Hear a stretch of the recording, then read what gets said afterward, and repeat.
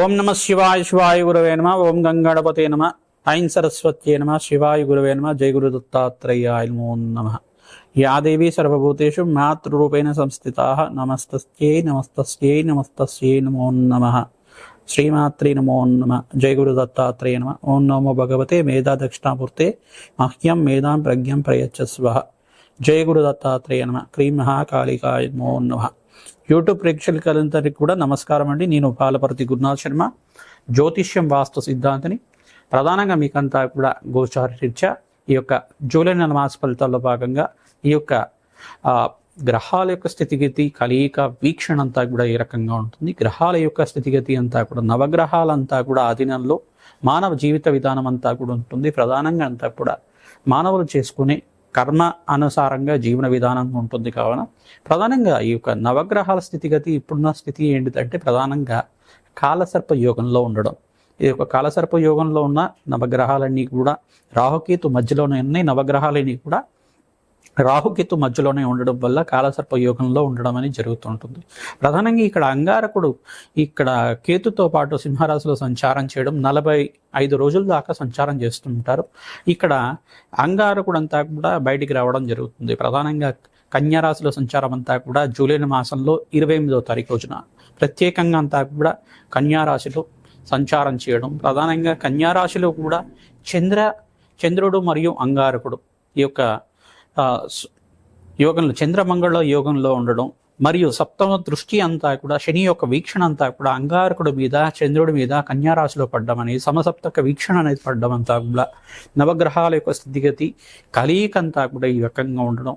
ఈ స్థితిగతి అంతా కూడా ఏ రకంగా జూలై నెల మాస ఫలితాల్లో అంతా కూడా ఈ యొక్క మేషాది ద్వాదశ రాశుల వాళ్ళకి ఎటువంటి ఫలితాలు వస్తున్నాయి, అధికంగా ధనాదాయం పెరగడానికి ఎటువంటి పరిష్కారాలు చేసుకోవాలి, వివిధ వృత్తుల వాళ్ళకి కానీ వ్యవసాయ రంగంలో వాళ్ళకి కానీ ఆషాఢ మాసం అంతా కూడా ప్రారంభమైంది. అంతా కూడా పాడి పంట అంతా కూడా సస్యామలంగా ఉండడానికి ప్రయత్నం చేస్తుంటారు. కావున ప్రధానంగా అందరికీ కూడా అష్టైశ్వర్య యోగం వచ్చే విధంగా పరిష్కారాలంతా కూడా చెప్పడం, నవగ్రహ దోష నివారణం అంతా కూడా ఈ రకంగా ఆచరించాలి. ప్రధానంగా అంతా కూడా ఈ యొక్క స్థితి నుంచి బయటపడడానికి ప్రధానంగా ఈ యొక్క దుర్దోషాలు ఏమన్నా ఉంటాయి కనుక గోచారరీత్యా ఆ దోషాల నుంచి బయటపడడానికి ప్రధానంగా వ్యాపారం అభివృద్ధి కావాలన్నా, ఉద్యోగాల్లో మార్పులు కావాలన్నా, ఉద్యోగంలో అభివృద్ధి కావాలన్నా ఎటువంటి పరిష్కారాలు యజ్ఞాతికరితలు చేసుకోవాలి. ప్రధానంగా అంతా కూడా చెప్పడం, మీరు వీడియో అంతా కూడా చూడండి. ఆఖరిలో మీకు అంతా కూడా పరిష్కారం చెప్తూ ఉంటాం. తద్వారా మీకంతా కూడా అష్టైశ్వర్య యోగం సిద్ధించడానికి, లక్ష్మీ ఉపయోగం సిద్ధించడానికి అవకాశం ఉంటుంది. కావున ప్రతి ఒక్క వీడియో అంతా కూడా ప్రత్యేకంగా చెప్పడం జరుగుతుంది. శ్రద్ధగా అంతా కూడా వినండి. తద్వారా మీరంతా కూడా మేము చెప్పే పరిష్కారాలతో కూడా ఆచరించుకుంటే కనుక అష్టైశ్వర్య యోగం రావడానికి ఆస్కారం ఉంటుంది. ప్రధానంగా అందరికీ కూడా ఆషాఢ మాసంలో ప్రత్యేకంగా అందరికీ కూడా వారాహిదేవి ఆరాధన సాత్విక రూపంలో అంతా కూడా చేయడం వల్ల సకల గ్రహదోష నివారణ జరగడానికి ఆస్కారం ఉంటుంది.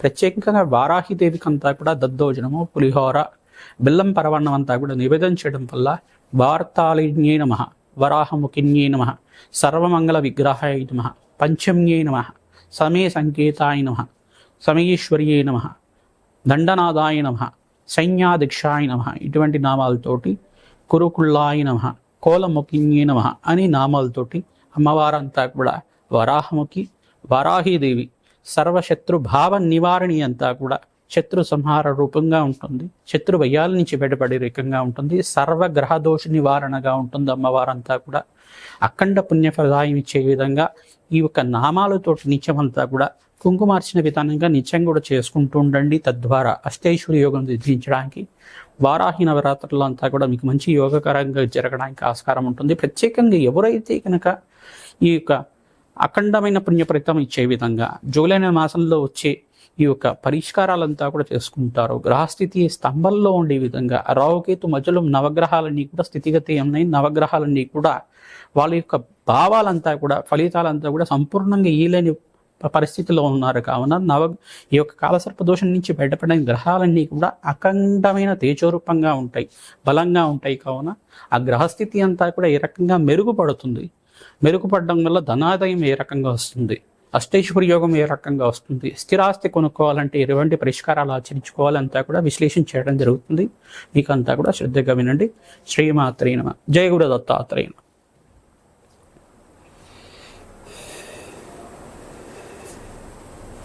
తులారాశి జాతకులకి ప్రధానంగా ఈ యొక్క జూలై నెల మాసంలో ఫలితాలంతా కూడా చెప్పుకుంటున్నాం. ఈ యొక్క నవగ్రహాలన్నీ కూడా కాలసర్ప దోషంలో స్థితిగతి ఉన్నాయి. ప్రధానంగా 28వ తారీఖు రోజున జూలై మాసంలో అంగారకుడంతా కూడా కాలసర్ప దోషం నుంచి బయటపడి ప్రధానంగా చంద్రమంగళ యోగంలో కన్యారాశిలో ప్రవేశం చేయడం వల్ల విపరీత రాజయోగం వచ్చే విధంగా మారుతూ ఉంటుంది. ప్రధానంగా వ్యయస్థానంలో చంద్రమంగళ యోగం రావడం, ఈ యొక్క మరి శనీశ్వరుడు అంతా కూడా మీనరాశిలో సంచారం చేయడం మంచి ఫలితాలు ఇచ్చే విధంగా ఉంటుంది. ఇక్కడ అంగారకుడు అంతా కూడా కొంచెం మిశ్రమైన ఫలితాలు ఇచ్చే గ్రహంగా మారుతుంటారు. కానీ ఏ స్థానంలో కొంచెం దోషకారిగా ఉన్నప్పటికీ కూడా ధన ధాన్యాది సమృద్ధి కలిగే విధంగా ఆస్కారం ఉంటుంది. శుక్రుడు అంతా కూడా యోగకరంగా ఉన్నారు కాబట్టి ప్రధానంగా మీరంతా కూడా మహాలక్ష్మి ఆరాధన చేసుకోవడం యోగకరంగా ఉంటుంది. ప్రతినిత్యం కూడా ఎవరైతే మహాలక్ష్మి ఆరాధన చేసుకుంటూ ఉంటారో మహాలక్ష్మి ప్రీతికరంగా ఆవనీత దీపారాధన చేయడం, సహస్రనామార్చన కానీ కుంకుమార్చన కానీ ప్రతినిత్యం కూడా చేసుకోవడం, బెల్లం పరవాన్నాన్ని నివేదన చేయడం వల్ల విశేషమైన పని ఫలితం వస్తుంది. రావి చెట్టుకి విశేషంగా మీరంతా కూడా 27 ప్రదక్షిణాలు కానీ 108 ప్రదక్షిణాలు కానీ ప్రతినిత్యం కూడా ఆచరించండి. విపరీత ఫలితాలంతా కూడా మంచి ఫలితాలు రావడానికి, విశేషమైన ఫలితాలంతా కూడా రావడానికి ఆస్కారం ఉంటుంది. ఎవరైతే కనుక ఈ ఆరాధన చేస్తూ ఉంటారో ధన ధాన్యాది సమృద్ధి కలగడానికి ఆస్కారం ఉంటుంది.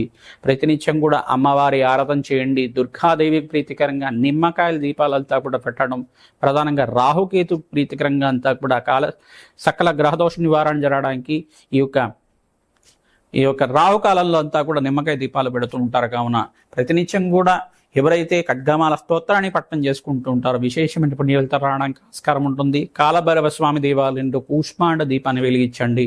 అమ్మవారి ఆరాధన చేయండి. తద్వారా మీకంతా కూడా శ్రేయదాయకంగా ఉంటుంది. వ్యాపారస్తులు కూడా మంచి లాభసాటిగా ఉంటాయి. వ్యాపారం అంతా కూడా తులారాశి జాతకులు విశేషంగా అంతా కూడా బొబ్బర్లు నానబెట్టిన బొబ్బర్లంతా కూడా గోమాతకు సమర్పించడం కానీ, బ్రాహ్మణత్వంకంతా కూడా శుక్రవారం అంతా కూడా శుక్రుడికి ప్రీతికరంగా బొబ్బర్లు దానం చేసుకోవడం మంచి ఫలితాలు ఇస్తుంది. రాహుకి ప్రీతికరంగా మినువులు దానం చేసుకోవాలి. బృహస్పతికి ప్రీతికరంగా శనగలు దానం చేసుకోవడం శ్రేయదాయకంగా ఉంటుంది. గోమాత సేవని పాటించడం వల్ల విశేషమైన పని ఫలితాలు వస్తాయి. ప్రతినిత్యం కూడా గోమాత సేవ చేయండి. మంచి ఫలితాలు రావడానికి ఆస్కారం ఉంటుంది. శ్రీమాత్రి. నవగ్రహాలన్నీ కూడా రాహుకేతు మధ్యలో అంతా కూడా స్థితిగతి ఉన్నాయి. జూలై మాసంలో అంతా కూడా ఈ రకంగా ఉన్నాయి. కానీ ప్రధానంగా 28వ తారీఖు రోజున అంగారకుడంతా కూడా ఈ యొక్క చంద్రమంగళ యోగంలో కన్యారాశిలో ప్రవేశం చేయడం అంతా కూడా మేషాది ద్వాదశ రాశుల వాళ్ళు మేము చెప్పే పరిష్కారం అంతా కూడా పాటిస్తే కనుక వ్యాపారంలో అభివృద్ధి కలుగుతుంది. ఉద్యోగంలో మార్పులు జరిగి ప్రమోషన్స్ రావడానికి ఆస్కారం ఉంటుంది. ఉద్యోగంలో మంచి అవకాశాలు సిద్ధించడానికి అవకాశం ఉంటుంది. నూతన వ్యాపారం మొదలు పెట్టుకోవడానికి అవకాశం ఉంటుంది. ఈ యొక్క ప్రధానంగా లక్ష్మీ కుబేర హోమ శాంతి కార్యక్రమాలు ఆచరించుకోవాలి. ప్రధానంగా కూష్మాండ దానాన్ని తెల్లగుమ్మడికనంతా కూడా బ్రాహ్మణత్వం దానం చేయడం, మామిడి పళ్ళను దానం చేయడం, వస్త్రదానం అంతా కూడా శుక్రవారం రోజున చేయడం వల్ల అఖండ కీర్తి ప్రదర్శనలు పెరగడానికి, సంఘంలో గౌరవం పెరగడానికి, అష్టైశ్వర్య యోగం సిద్ధించడానికి, కుబేర యోగం సిద్ధించడానికి ఆస్కారం ఉంటుంది. ప్రతినిత్యం కూడా బీద వాళ్ళకి అన్నదానం చేయండి. పులిహోరని అంతా కూడా పంచండి. తద్వారా మీరంతా కూడా ధనధాన్యాది సమృద్ధి కలుగుతుంది.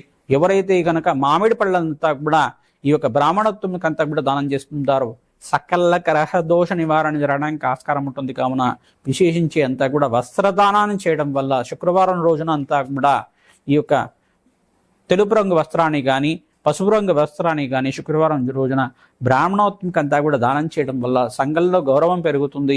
విశేషించి మీకంతా కూడా వ్యాపారం అభివృద్ధి కలగడానికి ఆస్కారం ఉంటుంది. అష్టైశ్వర్యోగం సిద్ధిస్తుంది. మహాలక్ష్మి ఆవిర్భావ చరిత్రను చదువుకుంటూ ఉండాలి. మహాలక్ష్మి యొక్క జననం ఏ రకంగా జరిగింది, ఆ క్షీరసాగర మదనం అంతా కూడా ఏ రకంగా జరిగింది, ఈ యొక్క కూర్మావతార ఘట్టం కానీ ప్రధానంగా క్షీరసాగర మదనం కానీ జరిగే ఘట్టాన్నంతా కూడా మననం చేయడం, మోహిని ఘట్టాన్నంతా కూడా చదువుకోవడం, ప్రవచనంలాగా వింటూ ఉండడం, చదువుతూ ఉండడం వల్ల విశేష పుణ్య ఫలితం రావడానికి ఆస్కారం ఉంటుంది. సుబ్రహ్మణ్య స్వామి కళ్యాణాన్ని ఆచరించడం వల్ల విశేషించి వివాహాది శుభకార్యాల ప్రయత్నం చేసుకునే వాళ్ళు ఈ యొక్క సుబ్రహ్మణ్య స్వామి కళ్యాణాన్ని ఆచరించండి. పుణ్యక్షేత్రంలో కానీ మీ యొక్క దేవాలయ ప్రాంగణంలో కానీ చేయడం వల్ల విశేష పుణ్య ఫలితం వల్ల శీఘ్ర కళ్యాణ యోగం సిద్ధించడానికి, వ్యాపారంలో అభివృద్ధి కలగడానికి, అష్టైశ్వర్య యోగం సిద్ధించడానికి అవకాశం ఉంటుంది. ఎవరైతే దత్తాత్రేయ ఆరాధన చేస్తూ ఉంటారో మంచి అవకాశాలు సిద్ధిస్తాయి. ప్రధానంగా చండీ హోమాది కార్యక్రమాలు కానీ వారాహి హోమాది కార్యక్రమాలు కానీ ఆచరించడం వల్ల విశేషమైన పుణ్య ఫలితంతో ఐశ్వర్య ప్రాప్తి, ధన ధాన్యాది సమృద్ధి కలగడానికి ఆస్కారం ఉంటుంది. శ్రీమాత్రే నమః.